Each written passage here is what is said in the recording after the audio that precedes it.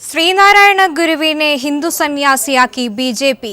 ഹിന്ദു ധർമ്മത്തെ നവീകരിക്കുകയാണ് ശ്രീനാരായണ ഗുരു ചെയ്തതെന്ന് ബി.ജെ.പി. സംസ്ഥാന ഘടകത്തിന്റെ ഔദ്യോഗിക ഫേസ്ബുക്ക് പോസ്റ്റിൽ പരാമർശിക്കുന്നു. ഇപ്പോൾ കൂടുതൽ വിവരങ്ങളുമായി സൗമ്യ മധുസൂദനൻ ന്യൂസ് ഡെസ്കിൽ നിന്നും ചേരുന്നുണ്ട്.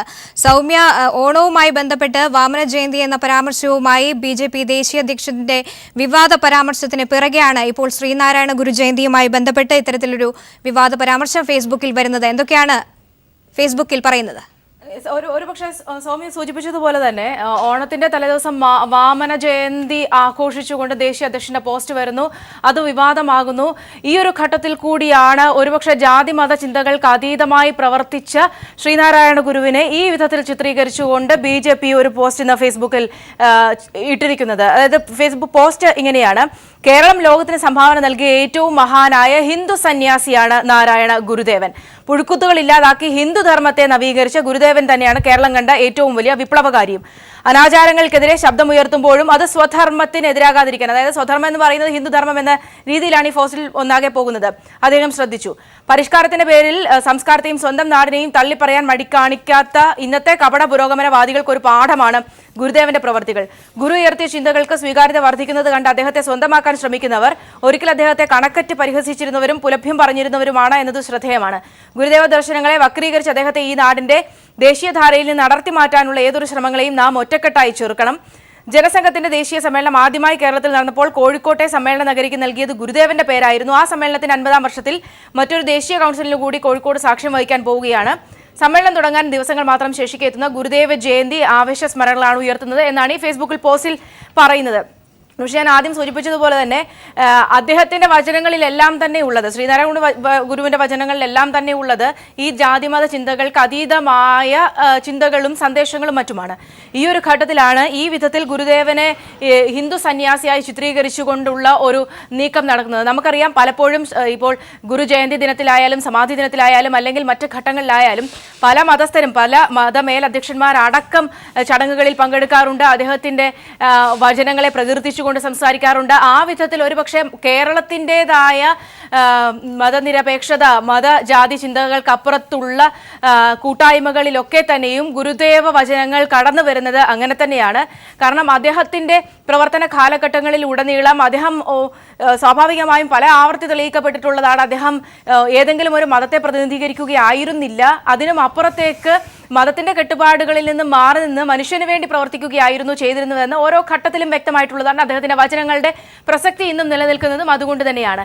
ഈ ഒരു ഘട്ടത്തിലാണ് വീണ്ടും വിവാദപരമായി ഈ വിധത്തിൽ ഗുരുവിനെ ഒരു ഹിന്ദു സന്യാസി എന്ന രീതിയിൽ ചിത്രീകരിക്കാൻ, അതും ബി.ജെ.പിയുടെ കേരള ഘടകത്തിന്റെ ഫേസ്ബുക്ക് പോസ്റ്റിൽ തന്നെയാണ്, ഔദ്യോഗിക പേജിൽ തന്നെയാണ് ഇങ്ങനെ ഒരു പോസ്റ്റ് വന്നിരിക്കുന്നത് എന്നതുകൂടി ഗൗരവതരമാണ്.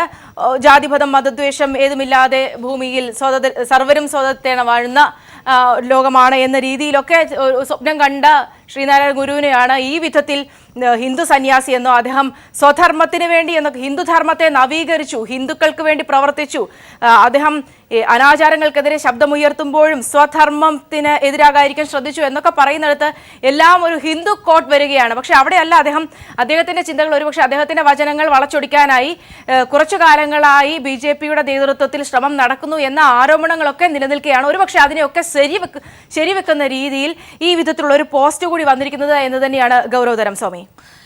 സൗമ്യ പറഞ്ഞതുപോലെ തന്നെ ഇപ്പോൾ ഓണത്തിന്റെ കാര്യമെടുത്താൽ നമ്മൾ കണ്ടതാണ് വാമന ജയന്തി. അതുപോലെ തന്നെ ശ്രീനാരായണ ഗുരു എന്ന് പറയുന്ന അദ്ദേഹം നൽകുന്ന ഒരു വലിയ സന്ദേശം എന്ന് പറയുന്നതും മനുഷ്യരെല്ലാവരും ഒരുപോലെയാണ്, സഹോദരരെ പോലെ ജീവിക്കണമെന്നുള്ള ഒരു മഹത്തായ സന്ദേശമാണ്.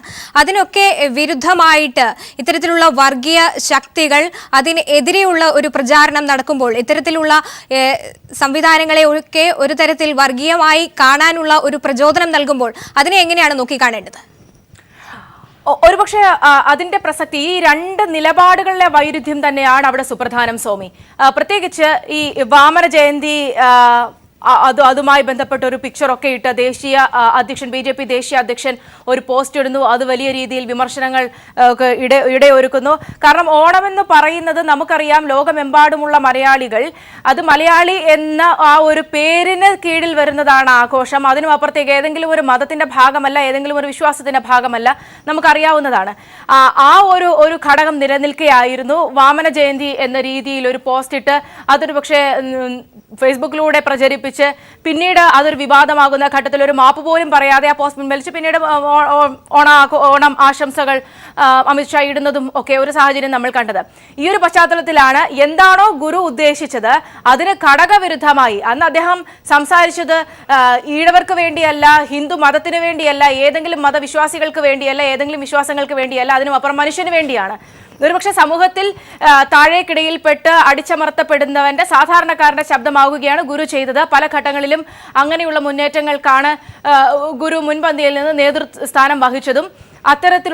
സമൂഹത്തിൽ അത്തരത്തിലുള്ള അനാചാരങ്ങൾക്കെതിരെയാണ് അദ്ദേഹം ശബ്ദമുയർത്തിയതും. അദ്ദേഹത്തിന്റെ വചനങ്ങൾ ഒരുപക്ഷെ ലോക തലത്തിൽ തന്നെ ശ്രദ്ധയാകർഷിക്കുന്നതും ആ ഒരു നിലപാടിന്റെ പശ്ചാത്തലത്തിൽ നിന്നുകൂടിയാണ്.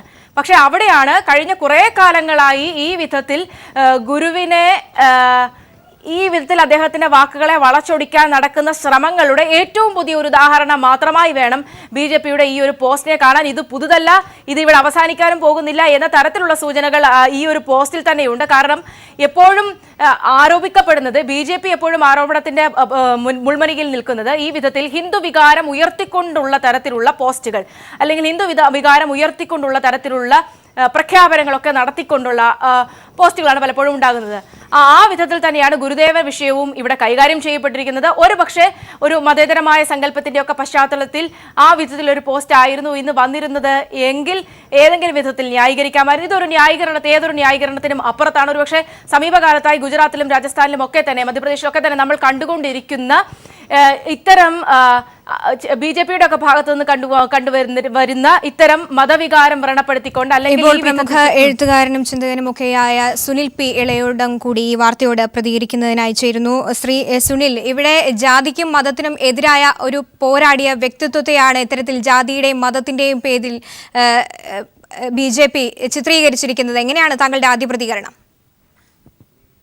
ഇതിൽ 2-3 കാര്യങ്ങൾ പറയേണ്ടതുണ്ട്.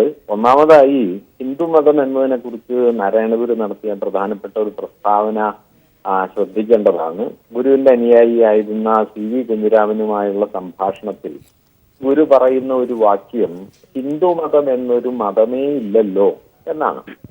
ഇത് അദ്ദേഹം പറഞ്ഞൊരു വാക്യമാണ്. അദ്ദേഹത്തിന്റെ ആധികാരിക ജീവചരിത്രങ്ങളിലും ഒക്കെ നമുക്ക് ഈ വാക്യം കാണാം. ഗുരു CV കുഞ്ഞിരാമനോട് ചോദിക്കുന്നുണ്ട്, എന്താണ് മതം, എന്തിനെയാണ് നിങ്ങൾ ഹിന്ദു മതം എന്ന് വിളിക്കുന്നത്? എന്നിട്ട് അദ്ദേഹം പറഞ്ഞ കാര്യം, പല കാലങ്ങളിൽ പല ആചാര്യന്മാർ രൂപപ്പെടുത്തിയ നാനാതരത്തിലുള്ള അനുഷ്ഠാനങ്ങളെ കൂട്ടിയിണക്കി ഹിന്ദുമതം എന്ന് ഒറ്റ പേരിട്ട് വിളിക്കുകയല്ലേ ചെയ്യുന്നത്. ശൈവം, വൈഷ്ണവം, ശാക്തേയം, ബൗദ്ധം, ജൈനം, ഇങ്ങനെ പലതിനെയും ഹിന്ദുമതം എന്ന് ഒറ്റ പേരിട്ട് വിളിക്കാമെങ്കിൽ പല മതങ്ങളെ കൂട്ടിച്ചേർത്ത് ഏകമതം എന്ന് സങ്കല്പിച്ചാൽ എന്താണ് തകരാറ്? കൃത്യമായി പറഞ്ഞാൽ ഗുരുവിന്റെ മതദർശനത്തിന്റെ കാതൽ ഇതാണ്, ഏകമതം. അത് ആത്മോപദേശ ശതകത്തിൽ അദ്ദേഹം കൃത്യമായി പറഞ്ഞിട്ടുണ്ട്, പല മതസാരവും ഏകം. ഇതിനപ്പുറം താൻ ഏതെങ്കിലും ഒരു മതത്തെ സവിശേഷമായി ഉയർത്തിപ്പിടിക്കുന്നു എന്ന നിലപാട് ഗുരുവിന് ഒരിക്കലും ഇല്ല. അത് അദ്ദേഹം 2 സന്ദർഭങ്ങളിൽ ഖണ്ഡിതമായി പറഞ്ഞിട്ടുണ്ട്.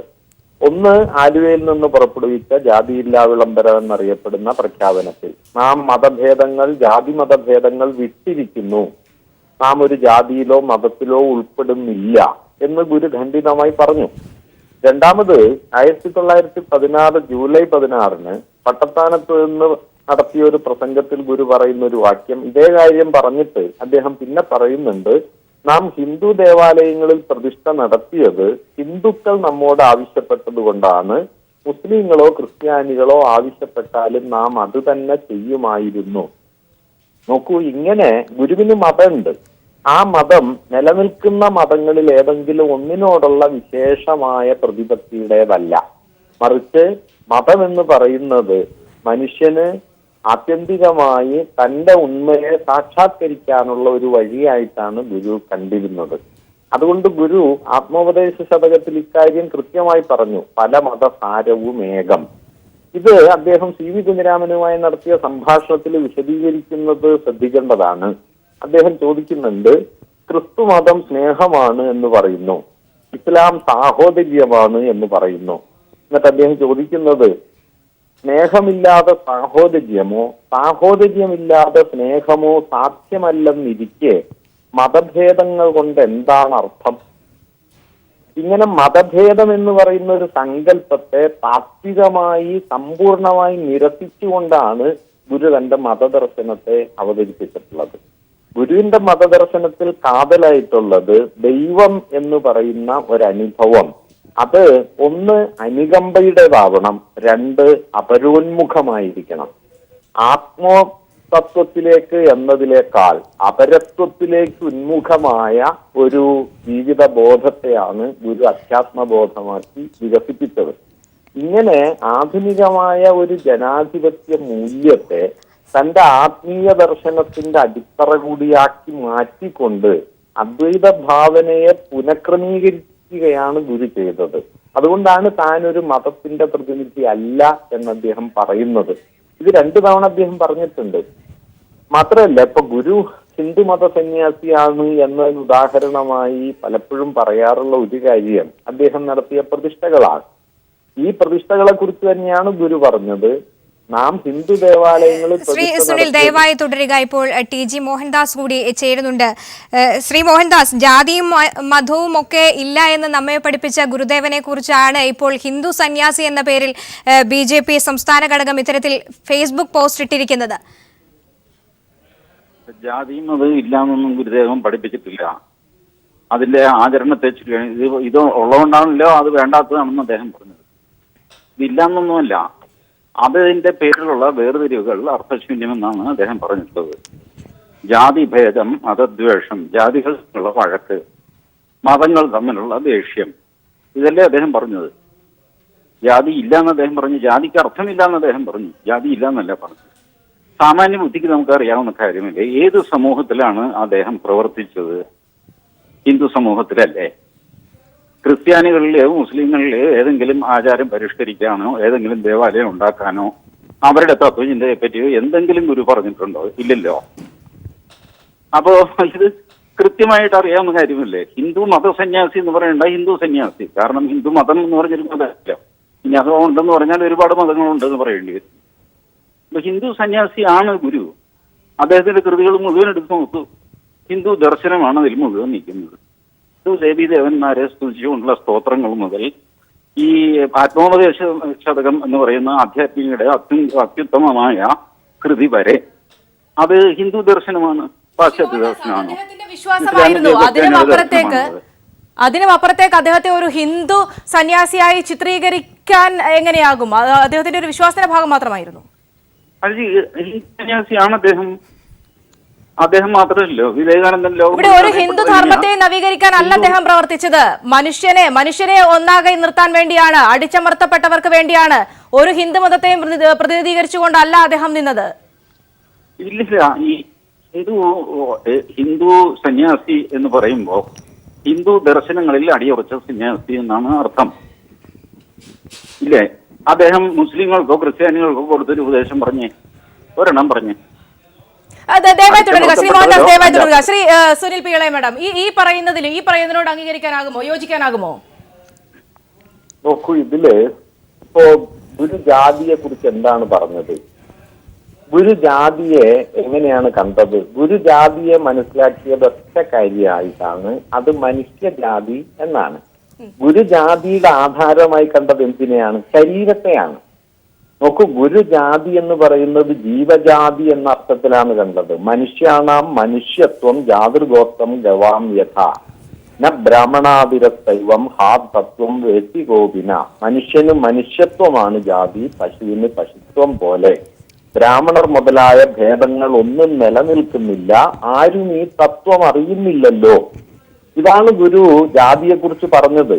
പിന്നീട് അദ്ദേഹം പറഞ്ഞു, ഒരു ജാതി, ഒരു മതം, ഒരു ദൈവം, മനുഷ്യന് ഒരു യോനി, ഒരാകാരം, ഒരു ഭേദവും ഇല്ലതിൽ പുണർന്നു പെറുന്നതെല്ലാം ഒരിനമാം. എന്താണ് ജാതി? ഗുരു ജാതിയെ കുറിച്ച് പറഞ്ഞത് ഇതാണ്: തമ്മിൽ ഇണ ചേർന്ന് അടുത്ത തലമുറയായി തീരുന്നത് ഏതോ അതൊരു ജാതി. ഇങ്ങനെയാണ് ഗുരു ജാതിയെ കണ്ടത്. അതുകൊണ്ട് ഞാൻ പറഞ്ഞോട്ടെ. ആരും വായിച്ച് കേൾപ്പിക്കണ്ട, ഇതൊക്കെ എല്ലാവർക്കും വായിക്കാൻ അവിടെ ശ്രീ മോഹൻദാസ്, അങ്ങനെയെങ്കിൽ അവിടെ അതിനെക്കുറിച്ച് എന്താണ് പറയാനുള്ളത്?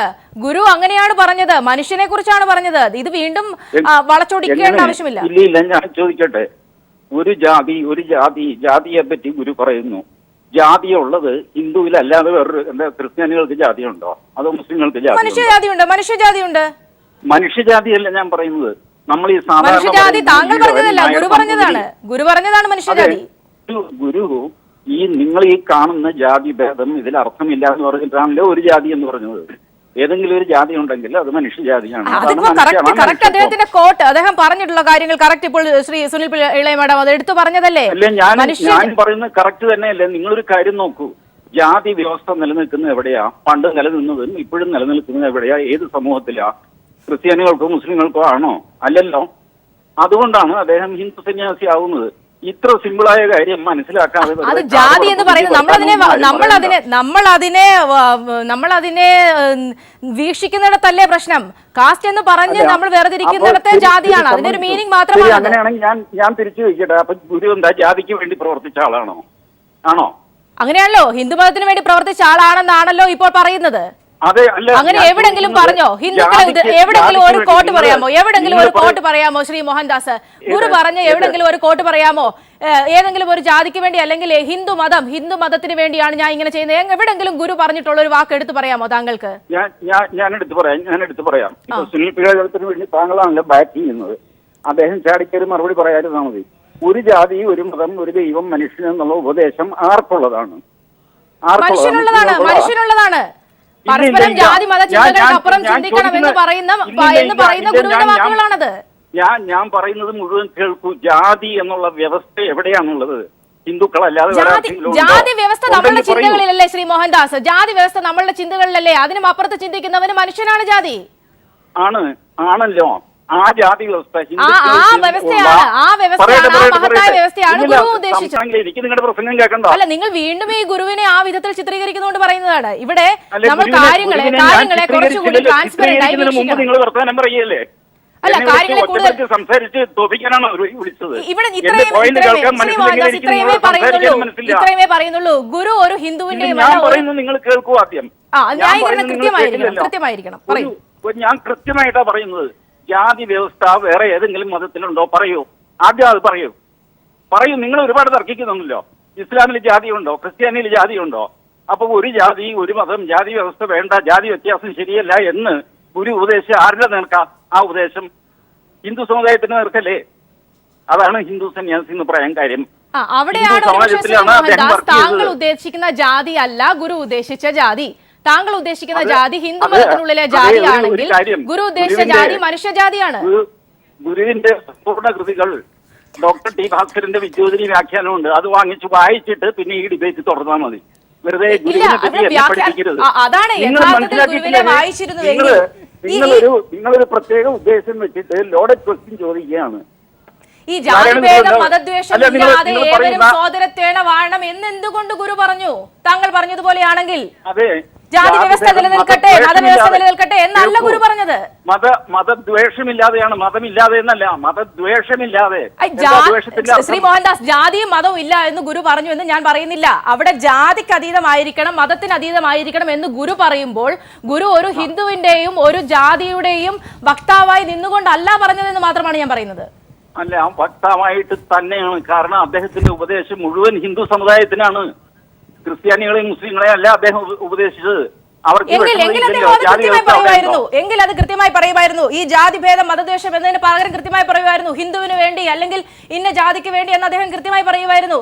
അങ്ങനെ എടുത്തു പറയാൻ എവിടെയെങ്കിലും ഒരു കോട്ട് ശ്രീനാരായണ ഗുരുവിന്റേതായി താങ്കൾക്ക് പറയാനുണ്ടോ? ഇല്ല. ഞാൻ പറയട്ടെ, ജാതിയുടെ കൂടെ അദ്ദേഹം മതദ്വേഷം ഉപയോഗിക്കാൻ കാര്യമെന്താ? വേറെ മതം ഉള്ളതുകൊണ്ടല്ലേ? അല്ലെങ്കിൽ ജാതി മാത്രം പറഞ്ഞാൽ മതിയല്ലോ. വേറെ മതമുണ്ട്, അത് തമ്മിൽ ദ്വേഷം വേണ്ട എന്നാണ് ഞാൻ ചോദിക്കുന്നത്. ഈ പറയുന്ന കോമണൈസ് ചെയ്ത വേർഡുകൾക്കപ്പുറം ജാതി എന്ന് പറയുന്നത് ഏത് ജാതിയാണെന്നോ അല്ലെങ്കിൽ ഹിന്ദു മതം എന്ന് പറയുന്നത് ഏത് മതത്തെയാണെന്ന് പറയുന്നില്ല. ഈ കോമണൈസ് ചെയ്ത വേർഡ്സിന് അപ്പുറം ഹിന്ദു മതം എന്നെവിടെങ്കിലും ഈ ഗുരു പറഞ്ഞ ഹിന്ദു മതത്തിന്റെ പ്രൊട്ടക്ഷന് വേണ്ടി എന്നെവിടെങ്കിലും ഗുരു പറഞ്ഞൊരു വാക്യം എടുത്ത് പറയാനുണ്ടോ? ഹിന്ദു മതത്തിന്റെ പ്രൊട്ടക്ഷൻ എന്നല്ല, അത് ഗുരു പറയാതിരിക്കും കാര്യമുണ്ട്. ഈ ഹിന്ദു മതം എന്ന് നിങ്ങൾ വിചാരിക്കുന്ന ഏത് മതത്തെയാണ് നിങ്ങൾ ഉദ്ദേശിക്കുന്നത്? ഹിന്ദുവിൽ 100,000 മതങ്ങളുണ്ട്. മതം എന്നുള്ള വാക്കിന് തന്നെ അഭിപ്രായം എന്ന പേര്, റിലിജിയൻ എന്നുള്ള അർത്ഥത്തിലാണ് നിങ്ങൾ ഉപയോഗിക്കുന്നത്. ഇവിടെയൊക്കെയാണ് ഈ ഡിബേറ്റിന്റെ ഒരു ദൗർബല്യമുള്ളത്. അവിടെ തന്നെയാണ് ശ്രീ മോഹൻദാസ്, ഞാൻ അവിടെ തന്നെയാണ് ഈ ജാതി എന്ന് പറഞ്ഞ കാര്യത്തിൽ താങ്കൾ എടുക്കുന്ന നിലപാട്. താങ്കൾ ഈ പറഞ്ഞ അവിടെ തന്നെയാണ് ഞാൻ മതം എന്ന് ഉദ്ദേശിക്കുന്നത് എന്താണെന്ന് താങ്കൾ ചോദിച്ച അവിടെ തന്നെയാണ് ജാതി എന്നതിൽ താങ്കൾ എന്ത് ഉദ്ദേശിക്കുന്നു ഞാനും ചോദിച്ചത്. അവിടെ ഗുരു ഉദ്ദേശിച്ചത് മനുഷ്യജാതിയെ കുറിച്ചാണ്. ഇവിടെ താഴേക്കിടയിലേക്ക് അടിച്ചമർത്തപ്പെടുന്ന സാധാരണക്കാരായ ആളുകളെ ഉദ്ദേശിച്ചാണ്. അവിടെ ഹിന്ദു മതത്തിന് വേണ്ടിയോ ഹിന്ദു ധർമ്മത്തിന് വേണ്ടിയോ ഹിന്ദുക്കളെ മാത്രമായി പിടിച്ചുയർത്താനോ ഒന്നും പ്രവർത്തിച്ച ഒരു വ്യക്തിയല്ല. അദ്ദേഹത്തെ ഇത്ര ചെറുതായി കാണാതെ ശ്രീ മോഹൻദാസ്. ഇല്ല, നിങ്ങൾ അദ്ദേഹത്തെ ഒരു കള്ളിയിലേക്ക് മാറ്റാൻ ശ്രമിക്കുന്നു, അതാണ് പ്രശ്നം. ഞാനല്ല ചെറുതാക്കുന്നത്, നിങ്ങളാണ് ചെറുതാക്കുന്നത്. ഇല്ല, അത് കുറച്ചുകൂടി ബ്രോഡാണ്. ഒരുപക്ഷെ ലോകത്തിനൊന്നാകെയാണ് അദ്ദേഹത്തിന്റെ വചനം നിലനിൽക്കുന്നത്. ലോകത്തിനൊന്നാകെ അദ്ദേഹത്തിന്റെ വചനങ്ങളുടെ പ്രാധാന്യം. ഗുരു നാരായണ ഗുരു ജാതി വ്യത്യാസത്തെ പറ്റി പറഞ്ഞിട്ടുണ്ടോ?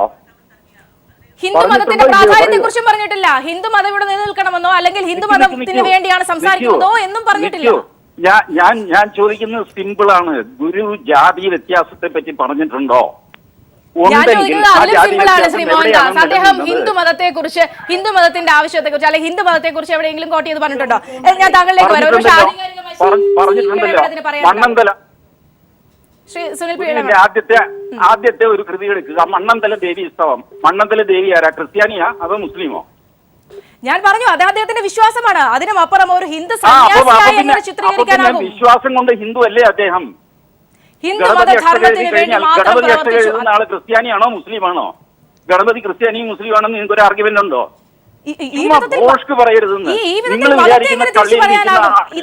മതത്തെ എങ്ങനെ തിരിച്ചു പറയാം? അദ്ദേഹം എല്ലാവരുടെയും വിപ്ലവകാരി എന്ന് പറയുന്നുണ്ട്. പ്രാക്ടീസിംഗ് ഹിന്ദു ആയിരുന്നു നാരായണ ഗുരു.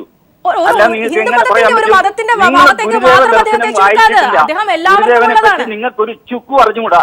വെറുതെ ഒരു വരി എടുത്ത് കാണിച്ചിട്ട് എന്നെ പേടിപ്പിക്കാൻ നോക്കരുത്. നിങ്ങൾക്കൊന്നും അറിയില്ല.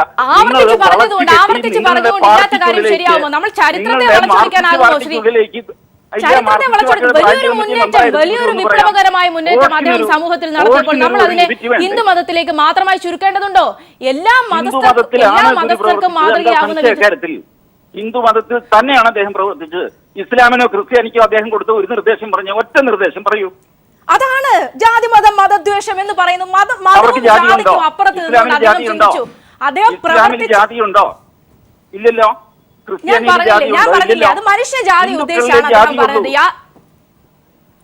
വെറുതെ നമ്മൾ തമ്മില് നിങ്ങൾ ഒരു നിലപാടെടുത്ത ആൾക്കാരാണ്. നിങ്ങളിപ്പം നാരായണ ഗുരുവിനെ കൺവേർട്ട് ചെയ്ത് മാർക്സിസ്റ്റ് പാർട്ടിയുടെ ബ്രാഞ്ച് കമ്മിറ്റി സെക്രട്ടറി ആക്കാൻ നോക്കുന്നു. അത് നാട്ടുകാർ സമ്മതിക്കില്ല. ഇത്രയും പറഞ്ഞ് നമുക്ക് ഈ സംവാദം ഇവിടെ അവസാനിപ്പിക്കാം. കാരണം ഈ വെറുതെ നിലപാടെടുത്ത ആൾക്കാർ തമ്മിൽ ചുമ്മാ വെച്ചിട്ട് എന്താ കാര്യം? അദ്ദേഹത്തെ ഹിന്ദു സന്യാസി ആകാൻ ഏതായാലും കേരള സമൂഹം അനുവദിക്കുകയുമില്ല. അദ്ദേഹം ഒരു വലിയ വിപ്ലവകാരിയാണ്, സമൂഹത്തിൽ വലിയൊരു മാറ്റം വരുത്തിയ വ്യക്തിയാണ്. ആ വിധത്തിൽ വേണം. ഒരുപക്ഷെ സ്വാമി ഈ വിധത്തിൽ തന്നെയാണ് നിലപാടുകൾ. സ്വാഭാവികമായും ആ ഒരു ഫേസ്ബുക്ക് പോസ്റ്റിനെ ന്യായീകരിക്കുന്ന രീതിയിൽ തന്നെയാണ് അദ്ദേഹവും ഇവിടെ ആവർത്തിച്ചു പറഞ്ഞിരിക്കുന്നത്.